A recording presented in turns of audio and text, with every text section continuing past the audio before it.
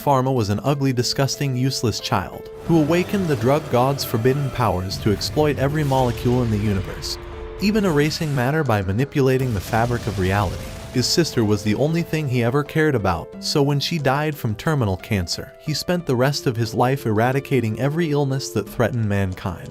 But after 20 years of overworking himself without any sleep, his heart let out its final beat, never allowing him to see all the lives he sacrificed himself to save. As he opened his eyes, a hot maid was happy to see him regain consciousness and told him that he was struck by lightning. But Farmer realized he had been reborn as an ugly, worthless boy.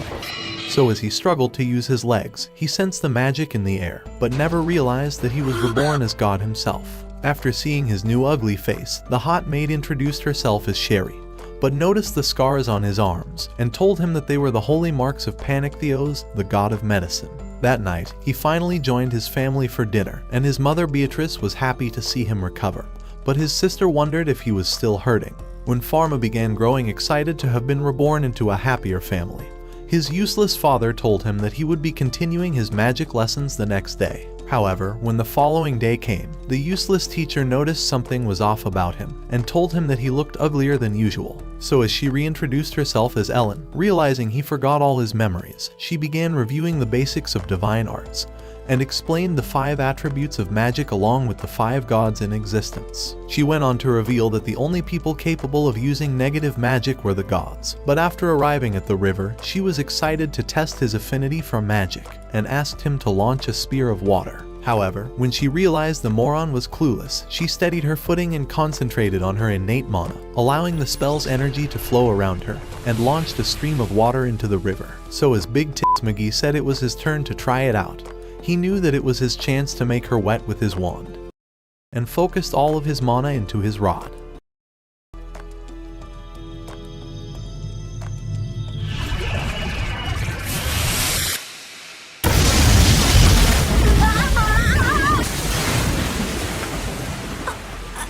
With his mission of making Ellen wet completed, she began wondering what happened to him, noticing he casted the spell without an incantation. So she began searching for her magical capacity wand and asked him to hold it. But when he did, his immense spirit broke the stone, making her realize that he had a colorless capacity break, allowing him to control all 5 attributes along with negative aura. When Pharma wondered what that meant, she told him that no one in human history was able to break the device, but taking a look at his scar, she realized he had Aniclimax's holy mark. Worried that others would realize he wasn't normal, she warned him to never grab the measuring wand in front of anyone else, and brought an end to their lesson. However, while they were taking a break, he watched her through a circle formed by his fingers, but seeing through her body, he examined her hand. When she told him that she jammed her finger, it turned white as Farmer realized what the problem was. But when he explained his powers to her, she realized he had Aniclimax's divine eye. Thinking he was a demon, she started backing away from his ugly face, and when she realized he didn't have a shadow, she began running off into the bush. But as the days passed, Pharma grew into his powers and was able to see into their servants' injuries, easily detecting what the problem was. So when Sherry entered the house, he saw through the eczema in her hands, and a few hours later, he wanted to make medicines for everyone. Prioritizing his girl, Pharma started by making a moisturizing cream for her and synthesized the base ingredients. After he was finished, he decided to present it to Sherry as a gift and told her to apply the cream on the dry spots of her hands. With the girl excited, she thanked him for the gift. However, he wanted her to pass time playing the sponsor of today's video, Blue Protocol Star Resonance, an anime-style MMORPG game set in the world of Regnus. If you enjoy open-world fantasy with explorable regions that feature natural environments, and you'd love to customize your character's appearance based on your personal preferences, then Star Resonance is the perfect game for you. Because in this gameplay, you'll be diving into a world where you are the star, crafting a look and a personality that suits you, and even a story that is uniquely yours. With insane customization options and a range of activities to participate in, you'll forget you're playing a game, but actually living it, all of which makes this an MMO that truly captures the anime spirit. At launch, you'll be able to choose from multiple classes, each with talent trees, skill sets, and equipment that shape your playstyle. And beyond the main story, you can go on side quests to increase experience and receive rewards, including 5-player dungeons and large 20-player raids. In addition, you can join a guild and participate in weekend guild hunts against world bosses, unlocking shared perks and enjoying upgrades. You'll receive a personal island and house from the onset, customizable inside and out, and can share with up to 4 friends. Star Resonance is available on both PC and mobile devices, so what are you waiting for? Click the link in my description to begin your incredible journey, and check my pinned comment for an exclusive code that'll help you accelerate your start. But make sure to use it fast because there will be a limited amount of them to redeem. Download now and join me in this fantastical world of Star Resonance, because while we'll be dominating this incredible universe, Pharma will remain a useless, ugly, disgusting loser who lived 2 lifetimes as a pathetic waste of flesh. Damn! But when she wondered if she could share it with her mother and the other servants, Pharma told her that he'd make some for each of them. Within a few hours, they had shared them to all the servants, but Sherry revealed that they had never received medicine from the master before. After all, none of them were able to afford being examined by him, as he was a pharmacist only for high-class individuals. But Pharma couldn't accept the idea of only treating the wealthy. As the sun was setting, Pharma continued thinking about her words, but as she told him that she's never been vaccinated before, she wished to feel his syringe injecting her body with his fluids. What do you mean by that? The following week, when Pharma arrived at the dining room, he noticed his sister was absent, but when he wondered where she was, Bruno told him that she came down with chickenpox. He warned him to stay away from her for 3 weeks so that the disease wouldn't spread, but said that a few servants would attend to her. As he was about to leave, he revealed that he had been summoned for an emergency house call, but began to cough. After Pharma returned to his room, he decided to make medicine for her chickenpox. So as he remembered the drug's anatomy from his previous life, his scars began to glow as he summoned the pill. A few minutes later, he snuck into Blanche's room, but when he found her sick in bed, he told her that he had medicine for her. As the thought scared her into covering up, she said she didn't want anything that looked worse than his face. Damn! But Pharma suggested they put it in some ice cream.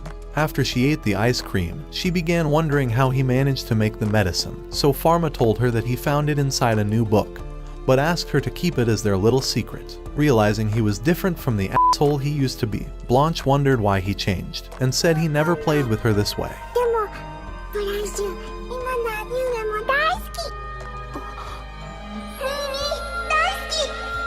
By the following day, Blanche had recovered, but when Bruno wondered how it was so quick, she told him that it was a secret. Later that day, after Bruno summoned Pharma to his room, he told him that they had an emergency house call for the Empress. As he began to cough, Pharma realized something was wrong with his body, but when he was caught trying to use his divine eye, he pretended like it was nothing.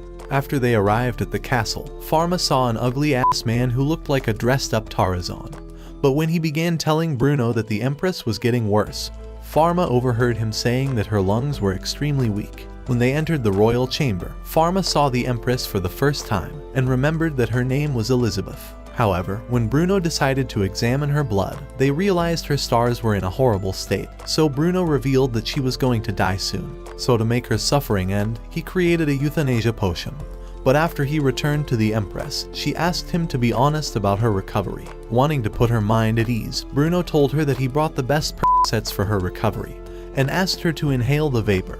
But Pharma couldn't accept the way his father was giving up on her life. At the same time, Claude told a man to call the priest, and Pharma realized they intended to end the Empress's life in her sleep. Concluding that they were all useless, Pharma realized he couldn't stay on the sidelines, and decided to activate his divine eye to see through her body. As he realized her lungs were infected, he discovered she had pneumonia and tuberculosis, and with this world being far too useless to have injection devices, Pharma knew that his best option was the oral route. As he went over the medicine combination, a child rushed into the room, screaming for his mother. His name was Louis, and as he began to cry, Pharma advanced toward Elizabeth and requested permission to treat her. He told her that there was a new medicine for her treatment, and even when his father tried telling him to stop making lies, the Empress told him to shut the fuck up. She had known just how useless he was, and asked Pharma if he knew the name of her disease. When Pharma told her that he did, Claude tried calling it bullshit, but the Empress said his face was shit, and said she still had the ability to discern who was worthy of her trust. On top of that, she could see the determination in his eyes, and since she knew that all the ministers couldn't wait for her to kick the bucket, she decided to grant him permission. A few minutes later in the meth lab, while Pharma was creating drugs, he ignored his useless burden of a father who was banging on the door and began writing down the drug formula. But as he began summoning the pill into a bowl, Bruno broke down the door and demanded to know what he was doing.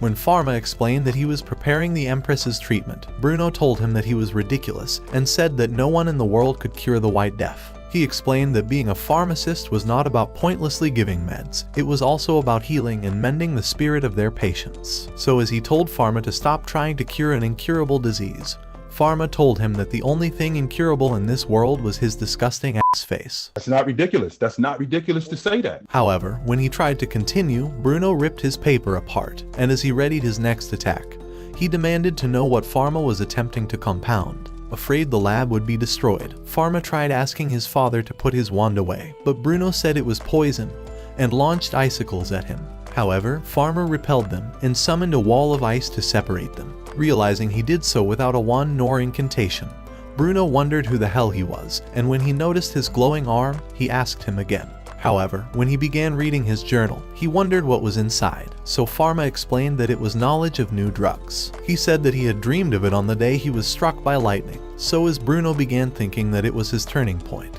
he told him that his scar was the holy mark, and asked if Aniclimax had granted him a revelation. When Pharma was unsure, Bruno began saying that it was incredible, and told him that he must stake his life on the Empress's recovery. In an instant, Pharma dissolved the wall of ice, but as Bruno began wondering how it was possible for him to have negative magic, he thought Pharma shouldn't have the power to erase anything. As he watched him make the medicine, he remembered that Pharma used to be an ugly crybaby who could never get anything done. But as he asked again if he was really his son, Pharma told him that he considered himself to be. Before long, he returned to the royal chamber, but when Claude wondered if his useless father had run away, Pharma told him to focus on the ugly eyebrows running away from his face.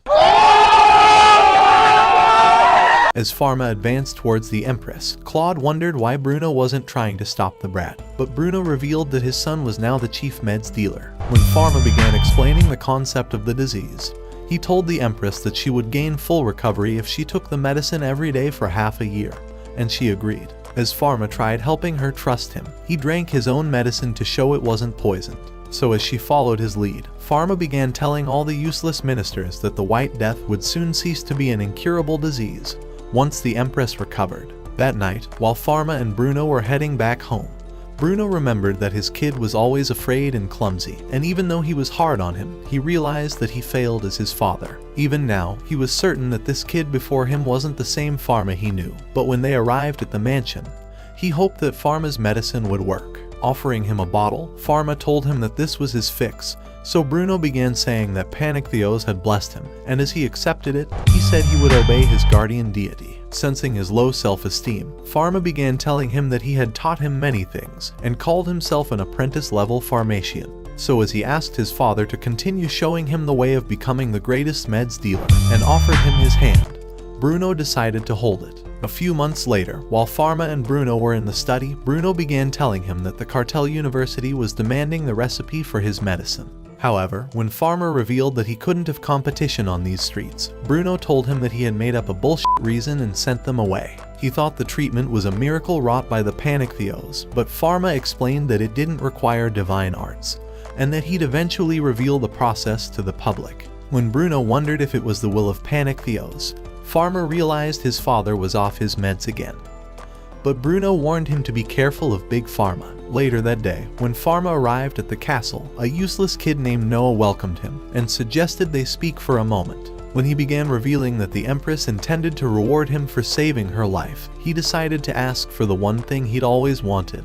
But Pharma told him that he could start by backing the f*** away. However, the ugly kid just wouldn't quit and demanded to know the one goal he'd always had, so to shut him up, Pharma revealed that he'd wanted to open a pharmacy. Inside the royal chamber, after Pharma had administered a dose of medicine to the Empress, she told him that her condition was improving every day, but he warned her that there was no guarantee she'd gain full recovery. However, she thought he was only trying to be modest, so she thanked him for lighting the flame of hope in her heart, but went on to say that her authority as a ruler plummeted after she fell sick, and she thought she'd become useless to everyone. Realizing this bitch was an attention whore, Pharma began telling her that the people adored and missed her, and said she would never be worthless for as long as the people existed. As he was about to leave, he told her that humans move continuously toward death, and that he was certain she would live her second life even better, but she saw into his real soul. The following month, when Pharma and Bruno arrived at the palace for a ceremony, Pharma discovered it was being held in their honor. So after Bruno was awarded the territory of Marcera, Pharma was summoned, and Elizabeth permitted his promotion from apprentice to royal pharmacist. In addition, she decided to grant him special permission to open a pharmacy in the capital, but Pharma realized Noah was definitely responsible. The following day, after a group of men arrived at the mansion, one of them began saying that they had been ordered to start construction. So when Pharma tried saying that he wasn't ready, the man told him to create the blueprint anyway. Just then, Miss Giant Cannons arrived, and as she told Pharma that Bruno had commanded her to support him, she wondered what kind of pharmacy he wanted to build, but he told her that he couldn't think with her ugly face around. However, he decided to try anyway, and they all watched in awe as he drew the blueprint. Within a few weeks, they had begun construction.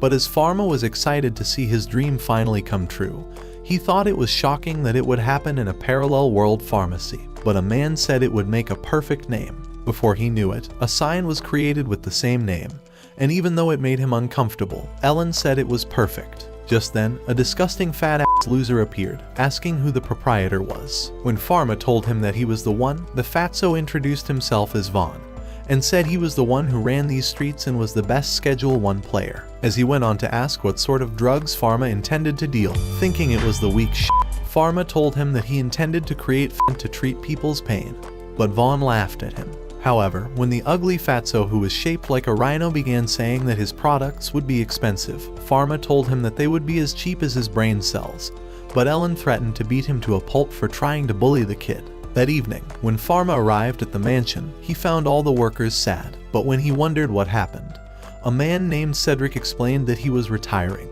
Realizing it was sudden, Pharma wondered why his useless father had never said nothing about it, but Cedric told him that Bruno wanted him to rest his knees in the countryside. As he explained that his knees were getting weaker by the day, Pharma figured out an idea, so as he told him to come to his pharmacy for treatment, he ran off. Before long, he told Bruno his intentions to hire Cedric, so as Bruno told the brat that he could do as he wished, 2 workers soon brought him a chest. As Bruno began saying that it was his congratulatory gift, he told him to use it in operating his pharmacy. So when Pharma opened it, he realized that it was a chest full of gold. Bruno told him that it was a fatherly gesture, and said that Cedric would make a good and trustworthy worker. But when Pharma wondered why he was really fired, Bruno's silence made him realize his father had planned this all along.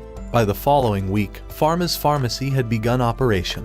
But when no one would enter his store, Pharma realized he would go bankrupt within a few months if there were no changes. So a few hours later, while he was in a meeting with his staff, Ellen began saying that his position as a noble would definitely scare off the commoners, but Cedric wondered how they could increase traffic to the store. When Pharma tried explaining that he wanted patients who had the greatest needs, Sherry entered the room, revealing that she conducted a survey of the townsfolk. As she went on to explain that the result was the thoughts of the people about their store, she began to reveal the answers, and by the time she was done, they all realized that the people were suffering from an inferiority complex. In the evening, when Pharma decided to look around the store, he found his parents in useless disguises as they pretended to be new customers. A few minutes later, Beatrice began wondering how Pharma saw through their disguises, but he thought that even a blind loser would see through their horrible masks, and asked why they didn't give him a heads up.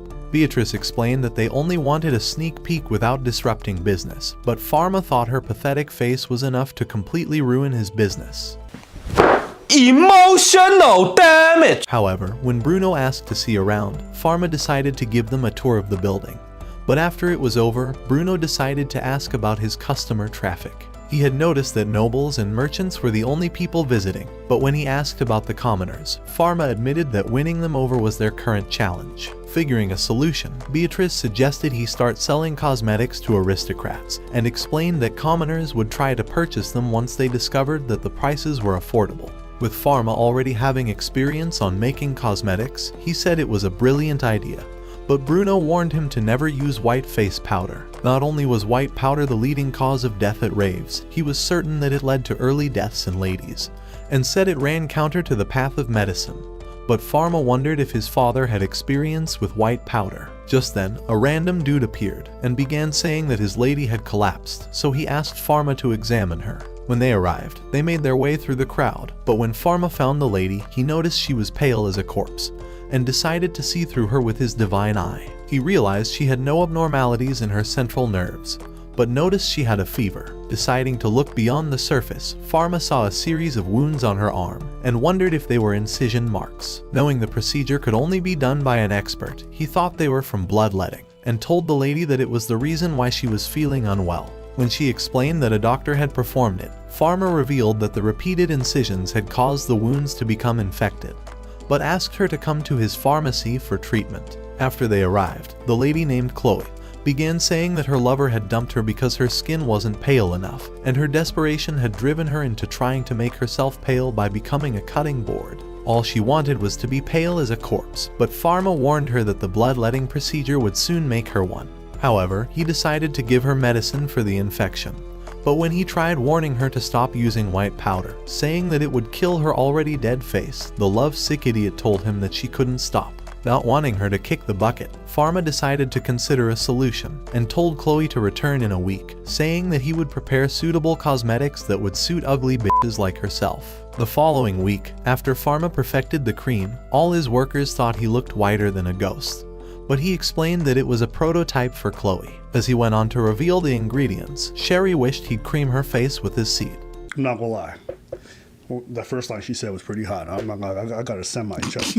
When Chloe arrived, Pharma began to explain the function of each product to her, and said she'd eventually have the skin she wanted if she continued the procedure. By the following day, Sherry was offering free samples of the product, and when the people realized it was affordable, they decided to purchase a set. Within a few days, the store was filled with customers, and everyone was asking for a cosmetic set, eventually spreading news of the pharmacy. By the following week, when Chloe returned, she discovered the cosmetics were all sold out, but when Pharma explained that the demand was high, he said he couldn't keep up. As Chloe decided to suggest that he create an independent subsidiary company for cosmetics, she offered to finance it and employ pharmaceutists to work in-house, but said he'd remain the proprietor. While Pharma was still processing the thought, Cedric told him that Chloe could be trusted as a business partner, so as he offered to take care of the necessary paperwork, Pharma decided to accept the offer. Within a few weeks, the company was set up, but when Pharma wondered where the staff were, Chloe showed him a group of first-rate pharmaceutists. Noticing their huge missiles, Pharma told her that he was impressed with them. So as one of them told him that it was a pleasure to work for him, Pharma said they could all work for as long as they wanted. A few weeks later, Pharma traveled to Marcera with his family, but when the acting governor began giving a report of everything that happened within the territory, Bruno told Pharma to go see the ocean. When he arrived, he found Blanche and Sherry building a sandcastle, but when Blanche told him that she wanted to splash in the water, Pharma thought it was too dangerous. However, the brat began trying to persuade him, so as Sherry revealed that she also wanted to go in the water, she told him that she would watch over Blanche. With their tone too tempting, Pharma decided to accept, but warned them not to get too close. As the girls ran to the ocean, Pharma noticed Ellen behind him. But when she told him that she intended to swim, the thought of watching her made Pharma climax. As Pharma watched the girls playing, he remembered his sister from his previous life, and the thought made him sad. Just then, he realized Blanche was drowning, but as he rushed towards the beach, he began swimming towards her. However, the current continued moving her further away, but as she sank underwater, Pharma dived under. With the currents keeping him from getting closer, Pharma realized he could lose his sister. But as his desperation awakened his innate powers, a massive energy spread across the ocean. With a gaping hole in the middle, Pharma stared in shock at the extent of his own powers, but when Ellen saw him, she wondered if he was holding back the water. However, when she took a step, she noticed the sand was dry, and wondered just how powerful he must be. After they returned to the shore, Blanche began to cry, but when Pharma looked through her with his divine eye, he realized she was fine. When Ellen decided to ask what power he used, Pharma tried saying that it was a negative attribute divine art, but she called it bullshit, and said he annihilated an entire area of the ocean. She thought no such art ever existed, so as Pharma noticed that Sherry was afraid, he realized he had gotten himself into a mess. At night, he continued thinking about what happened, so when Sherry was about to leave, he decided to ask her if she was afraid of him. However, she told him that she was in awe of his art and thought he was a hero for diving into the ocean without hesitating. She hoped he would also dive into her ocean, but apologized for not trying to rescue his sister, so Pharma told her that he wanted her to be safe. His words made her flood her underwear, and as she thanked him, she said that she'd remember his words for as long as she lived. That same night at a temple, a man began reporting that a boy without a shadow erased seawater without a wand. A few days later, long queues had formed outside Pharma's pharmacy, but when Pharma noticed two suspicious dudes, he tried asking them why they were here, but they ignored his ugly face. So that evening, he decided to tell his workers about the strange men in white robes, and as Ellen agreed that they were suspicious, she said their robes looked like the garb of temple priests. So Pharma said he'd warn the guards about them.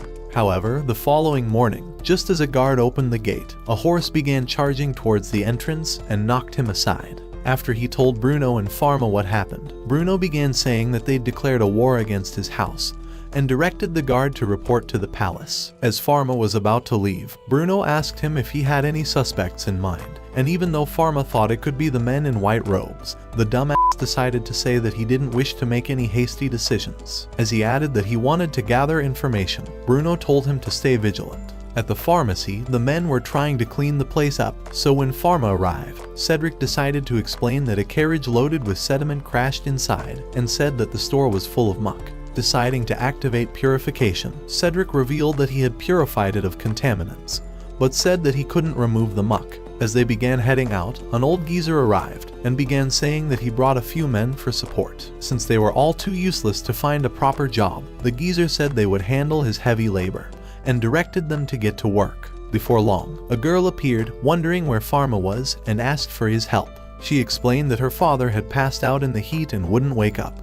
But Pharma realized his chance to play hero and decided to follow her. After they rode out of town, the girl directed him to head towards the hill. But when they got to the area, Pharma realized she had disappeared, so when some men in white robes appeared before him, he knew he'd been lured into a trap. Pointing his wand, the leader asked if he erased the sea in Marcera, and revealed that they were inquisitors from the Holy Kingdom. However, a few weeks earlier, Ellen had explained everything about the temple, revealing that it was the largest international religious group in the world. It had the role of determining newborn children's guardian deities, because it used divine arts for eliminating heretics. With Pharma being considered one, he knew he was in deep shit, so as the leader introduced himself as Grand Temple Inquisitor Solomon, he guessed that Pharma was really the kid without a shadow. Calling him an evil spirit in the guise of a boy, the moron who looked worse than an evil spirit told him to put his hands up and to take 10 steps back.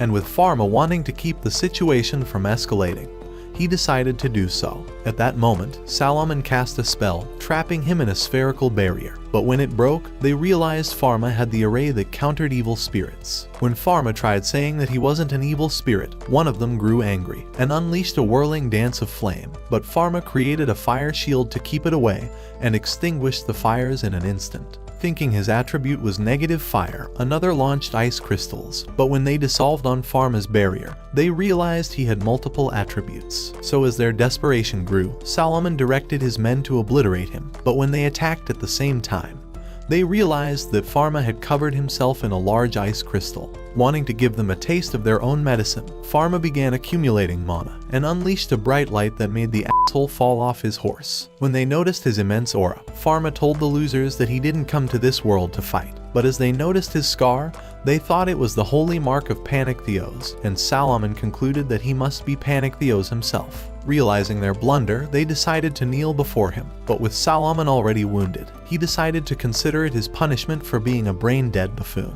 However, when he tried to atone by Isekai'ing himself, Pharma held the knife and caused the blade to disintegrate. As he said that he didn't wish for anyone to be harmed, he told them that the only thing he wanted was to be left the f*** alone. Using his divine eye, he decided to see into the dickhead's injury, and as he realized his upper shin was fractured, he discovered it could be treated. Deciding to promote himself to a surgeon, Pharma summoned a bed of rock and revealed that he intended to provide emergency first aid. As he commanded that they send for a carriage, Solomon wondered why he wasn't being punished, but Pharma told him that having a worthless face like his was enough punishment. Yo, that one there was a violation, personally I wouldn't have it. After making a tent, Pharma readied himself for the surgery, so as he explained the procedure to Solomon, he began his own Grey's Anatomy. Having conducted surgeries on lab animals, Pharma thought he was the perfect human guinea pig, and within a few minutes, he had wrapped up the entire procedure. As he told the rest of the dumbasses that their leader was safe, he directed them to take him back to their temple, but asked them to keep everything between themselves. A few months later, Solomon visited his pharmacy, but as he offered a gift of candies, he apologized for being a nuisance. Noticing he had been promoted from an inquisitor to bishop of the imperial capital's diocese, Pharma figured he must have eliminated a ton of people to get to that position. However, Solomon told him that he had sent a letter to the Grand Temple to ignore every report of heretics. As he revealed that he had brought him a wand worthy of his stature, Solomon explained that it was one of the treasures kept in the guardian deity temple, calling it the Panak Rabdos. He said that it was suited to combat, diagnostic and healing divine arts, and asked Pharma to try picking it up. As he did, it started glowing in his hand, so as Solomon called it the emanation of holy light, he said that the wand acknowledged him. With Ellen excited at the sight of Pharma's huge wand, he asked her if she wanted to hold it. But as she tried, it went right through her hands. When Ellen wondered what just happened, Solomon explained that the wand was not of their world, and said that only guardian deities could wield it. Wanting to harness its powers, Pharma decided to sit on it, so as they realized it was floating, Solomon told him that he was truly worthy of possessing it. A few minutes later, when Solomon was about to leave, he promised that the temple would never attack his pharmacy, but hoped that he would find the miscreants who drove the carriage into his store. For his final gift, he decided to give Pharma a talisman, saying that it would suppress his divine powers. So just as Pharma discovered he now had a shadow, he was excited that he would no longer be considered an evil spirit, and told Solomon that it was what he had always wanted. While out shopping with his sister, Pharma spotted a lady trying to buy one of his medicines from another store. But when the man explained that the guild had refused to approve them, he said that they couldn't possibly deal with them. With there being no other guild he could join, the man explained that he had no other choice, but Pharma continued thinking about his words as he walked away. After returning to his pharmacy, he revealed his intention to establish a separate guild. But when Ellen wondered if he had any stores that were willing to join, she said that 2 were enough to create a guild. With Cedric willing to do the paperwork, Ellen thought that having more partners would reduce the crowding at their store, but Pharma hoped that it would lessen the workload. Meanwhile, the other pharmaceutists were in a meeting, and Veron was angry that Pharma's store was still thriving. When one of them revealed that he charged extremely low prices, Veron began saying that he must have handled their cases using divine arts, but they had all discovered that he was responsible for the attack on the store. As Veron went on to say that the pharmacy was the source of all their problems, he said they must do whatever it took to get rid of it. So he commanded the guild members to never have contact with the store, as he threatened to expel them from the guild if they did. The following day, one of the guild members named Pierre was trying to call a doctor for his sick child, but when Pharma told him that the clinic was closed until next week, Pierre realized who he was. Noticing his daughter was sick, Pharma offered to examine her, so as Pierre knew he couldn't put her life at risk, he accepted. After they arrived at the store, Pharma led Pierre through a back entrance, but he thought it was due to his low social standing. However, when they entered, Pierre was in awe, but Pharma directed him to lay down his daughter. When Pierre wondered why they passed through the back gate, Pharma explained that it was to avoid spreading the infection to other customers. So as Pharma began asking questions about the girl, Pierre thought he was incredible, but Pharma asked him to stand on a scale with her, explaining that he wanted to determine the dosage. And as he measured her temperature, Pierre realized that every pharmaceutist in their world was a f***ing amateur, with their standard practice being to crudely cut the adult dose in half for children. As Pharma decided to see with his divine eye, he told Pierre that he had diagnosed her illness,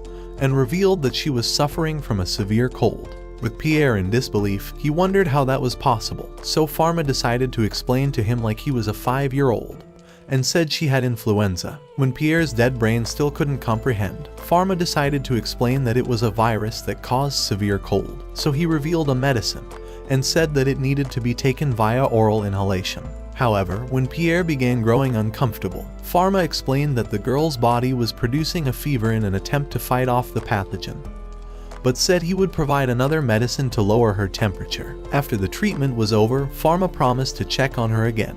But that night, when Pierre was about to leave, he realized his daughter was already feeling better, and wondered how the medicine worked so fast. However, when he decided to ask how much he needed to pay as a fee, Pharma told him that the charge was the cost of a bread loaf, But when Pierre thought it was incredibly low, Pharma explained that he intentionally set the price low for children. That same night at his home, Pierre's wife told him that their daughter was sound asleep, and she was glad that the medicine worked. But when Pierre revealed that it was from the noble's pharmacy, she realized he could get into trouble with the guild. However, Pierre knew that a useless guild couldn't compare to his daughter's life, and began saying that the store was incredible. Having considered himself an experienced pharmaceutist, he thought he was nothing compared to Pharma, but wished he could incorporate his knowledge into his own store. Knowing what he intended to do, his wife tried warning him about the guild, but Pierre said they could suck his small cock. So a few days later, during another guild meeting, Pierre watched everyone in silence.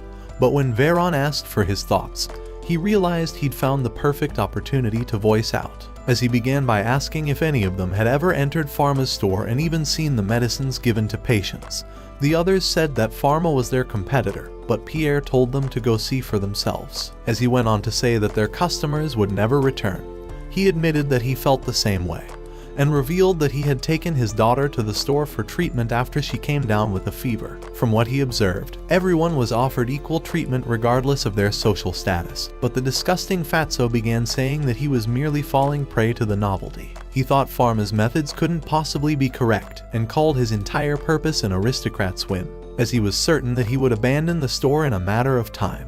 He told them that Pharma would disappear without a trace, and would leave their medical infrastructure in ruin.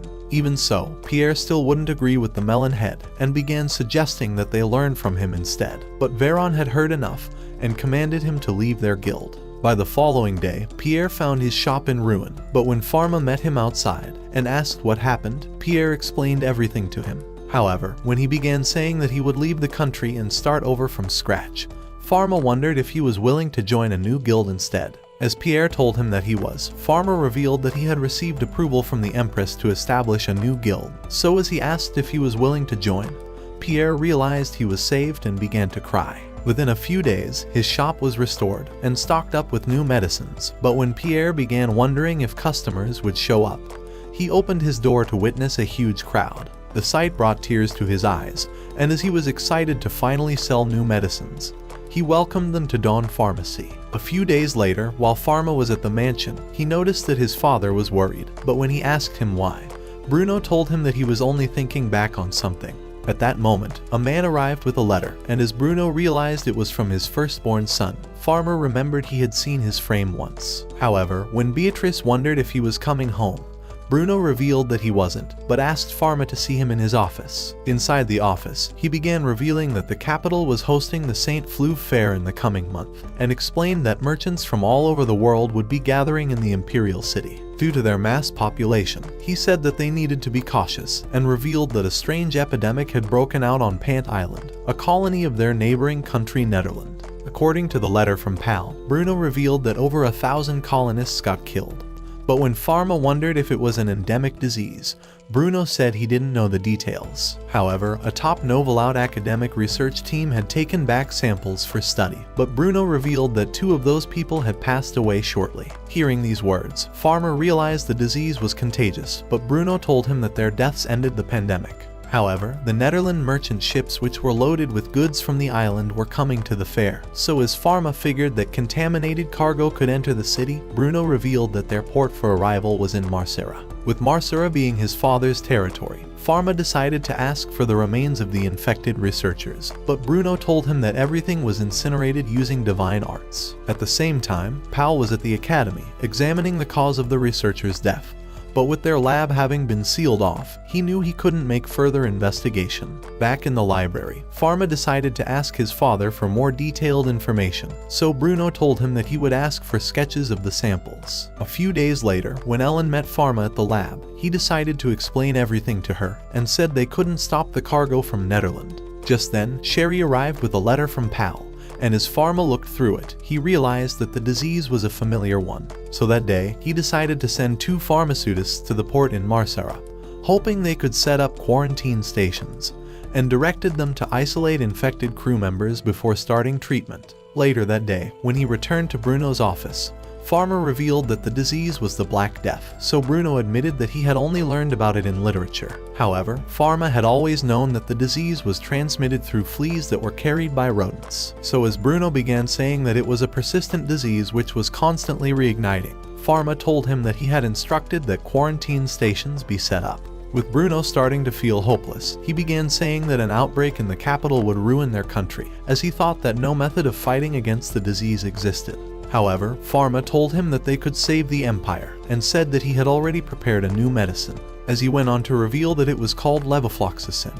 He said it was an antibiotic that was effective against the bacteria that caused the Black Death, so he sent the necessary amounts to partner drugstores as a precaution, but said the first line of defense was to prevent infection from happening at all. Realizing the kid couldn't handle it on his own, Bruno suggested they leave for the palace immediately. At the palace, after they explained everything to the Empress, she accepted their request and promised to close the gates of the city so that they could limit the points of entry for the merchants. As Pharma requested to be allowed to set up cargo inspection points at the gates, he asked the Empress to instruct the residents to exterminate rats and fleas, and to even boil their own clothes. Accepting without a thought, Elizabeth directed a minister to make the announcement.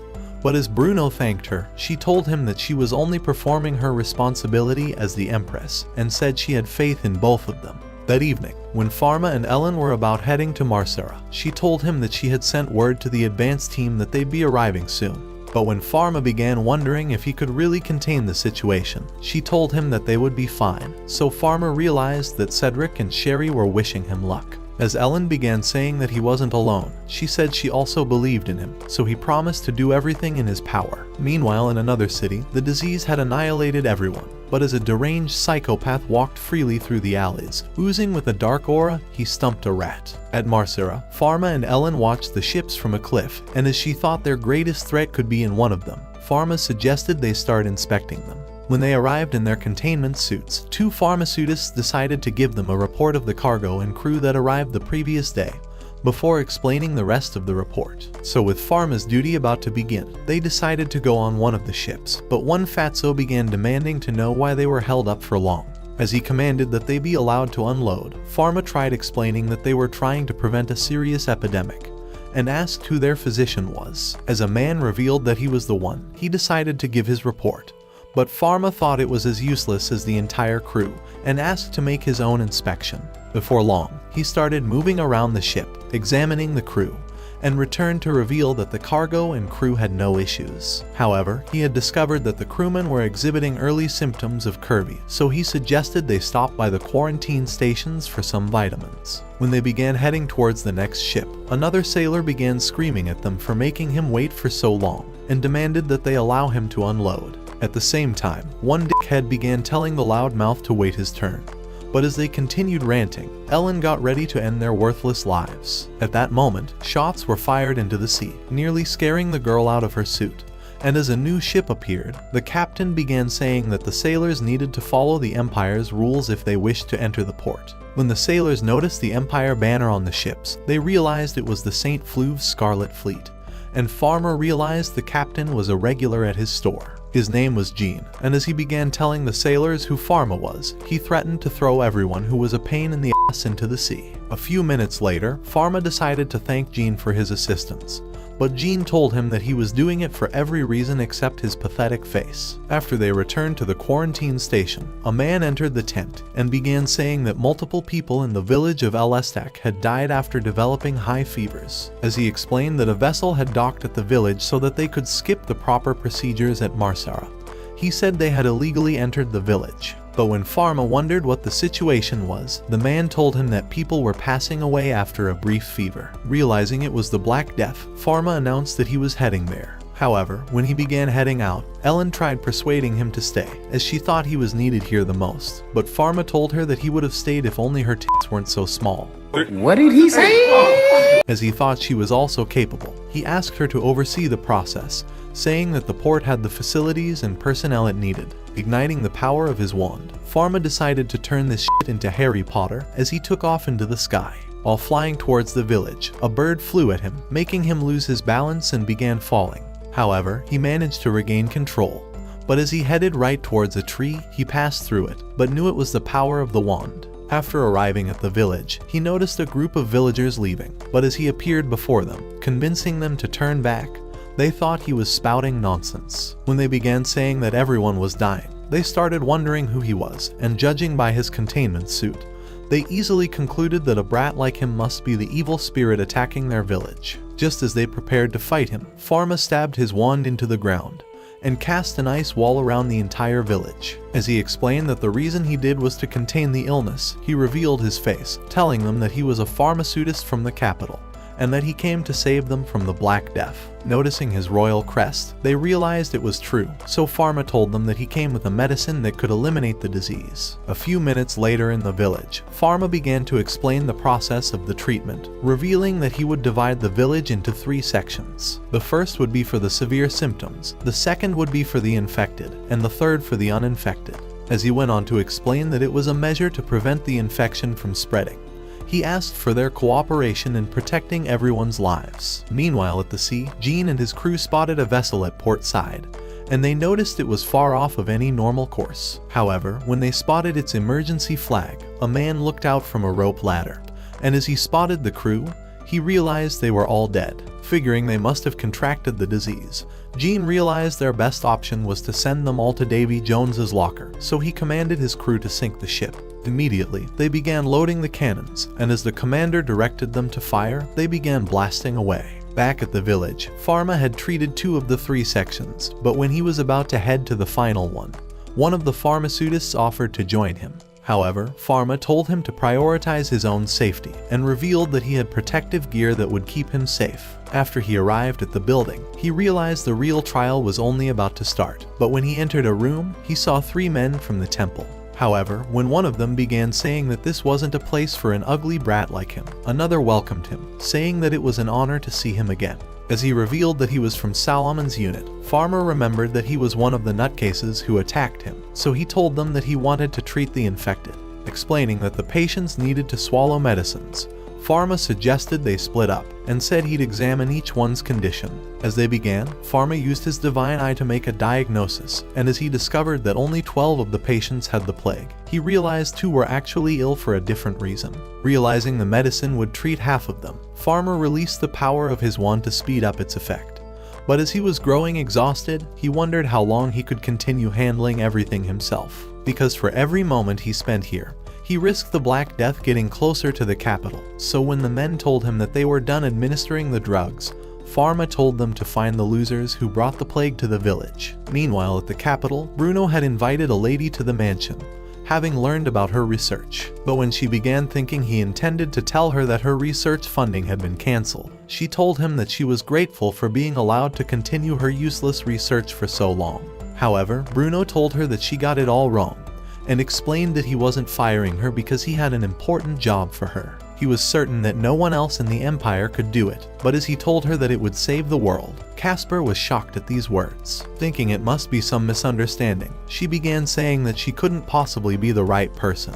But he told her that he wanted her to find a certain new species of microorganism, and to extract a medicinal substance from it. Realizing she had the perfect bacteria to start with for her experiment, Casper revealed that it was subcultured in her lab. So within a few hours, after they found the bacteria, Bruno vowed to establish a special presidential budget for her, and commanded the rest of the researchers to focus on developing a new medicine from the microorganism. Back at the village, when Pharma and 2 men emerged outside, the villagers thanked them for working into the night. But when one asked what the situation was, Pharma told him that they only managed to save half of the patients. He thought the worst was far from over, so as he said that they needed to keep working together so that they would eradicate the disease, he told them that they were safe within the ice wall. However, he wanted them to stay away from rodents, and said they must eliminate them on sight, so as he sat on his wand, he took off into the sky. Before long, he saw smoke rising, so when he asked the men from the temple if the captured people were part of the crew, they told him that they were abandoned because they fell sick. When one of the douchebags began saying that they were only doing as told, Pharma wondered how many cargo crates they were transporting, but they thought he was a measly kid. Deciding to reveal that they had all contracted the Black Death, Pharma told them that he'd only treat them if they answered his question, as he revealed that their condition would only deteriorate. With the thought scaring the shit out of them, they decided to admit that one of the carts was loaded with squirrels, so Pharma figured they were plague carriers. However, when the men revealed that they were from Pant Island, Pharma realized they were from the source of the infection, and thought the capital was fucked, as he decided to ask how many more of their men were headed for the capital. One of them told him that they were 24 workers and 5 holy knights. These holy knights were combat specialized divine arts practitioners who served directly under a royal family. So as Pharma thought it was definitely suspicious, he figured that the holy knights were on a mission to spread the epidemic to the empire. Meanwhile at the palace, Bruno was giving the empress a report of everything that was happening, and as he explained that the capital was the target, he thought the threat would arrive soon. Desperate to save her city, Elizabeth commanded that they strengthen the security and inspection at each gate, but said that the gate into Marsara should be given special attention. The next day, while the pharmaceutists were examining collected samples, they discovered that it matched the description given them by Pharma, so the chief commanded that they treat the sailors immediately. But as they began hurrying, an explosion went off, and they realized that the city was under attack. With the gate having been breached, the security guards began trying to raise the drawbridge while lowering the portcullis, but the holy knights destroyed it. At the same time, the pharmaceutists realized the medicines were at risk of getting destroyed, so as one of them returned to the quarantine stations, another blast nearly pulled down the tent. As he saw a knight walking into the capital, he wondered what was in their cart, but as the merchant collapsed, the knight released the squirrels. Using Holy Whirlwind, he scattered them across the city, hoping they would fly all through the capital. By the time the chief managed to make it out of the tent, the others told him about the squirrel, but as he realized the danger, he commanded that they sound the alarm. As the bells began ringing, everyone sensed the danger in the city, but the deranged psychopath was watching from a tower. Inside the palace, a man arrived to warn the empress that holy knights from Netherland had invaded the city. However, Bruno explained that it would take special knowledge to set up this scheme, and began revealing the story of a pharmaceutist who engaged with Netherland 3 years ago. According to what he learned, the person's behavior and method of treatment matched that of an abominable pharmaceutist he once knew.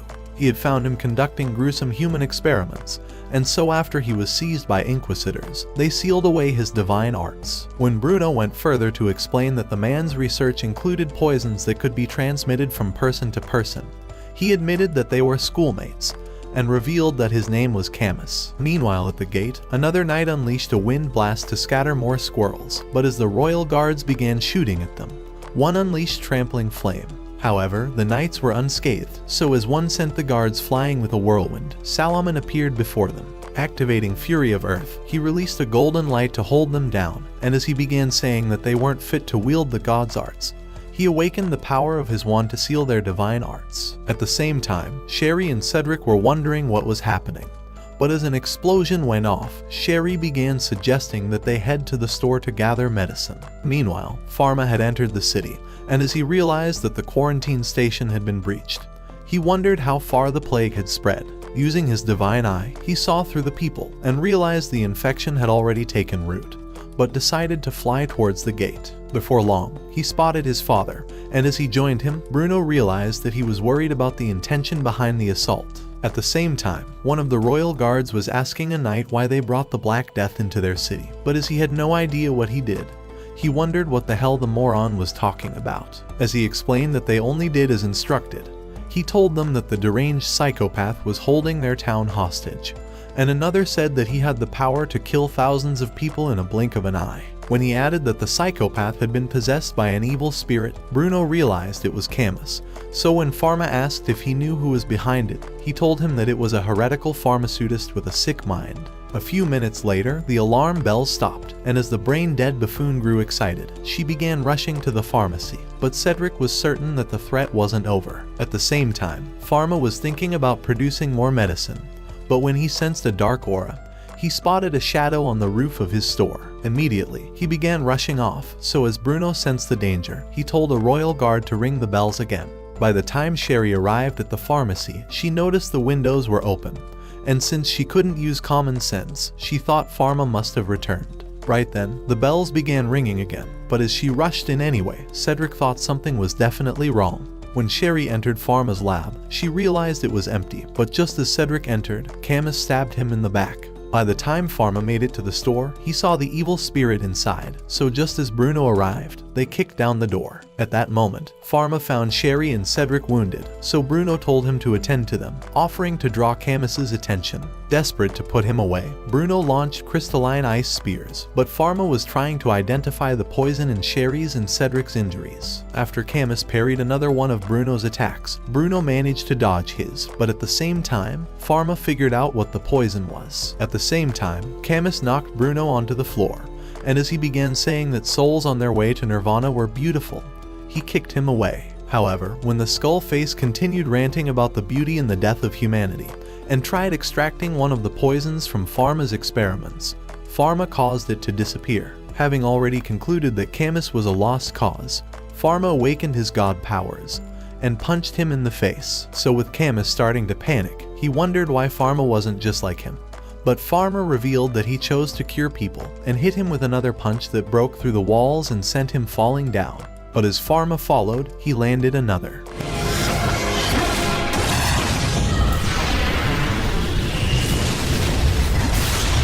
With everyone enchanted at the sight, Salomon realized it was the Cleansing Sanctuary, one of the wand's abilities to use the power of purification. Because according to the ancient texts, the wand was made to destroy evil spirits and to quell an epidemic. Meanwhile, Camus was already burnt, and as the darkness dispelled, Sherry joined Pharma in the ditch hole, welcoming him back. Throughout the following months, the entire nation joined Pharma in attempting to eradicate the disease, until the day when the Empress announced that they had defeated the epidemic. And although Pharma's pharmacy continued exploding in popularity as everyone wanted to be injected with his vaccines, Sherry only wanted to feel Pharma's needle injecting her body with his fluids. Stop it. Get some help. Watch this next video. Till next time, my fellow legendary plot masters.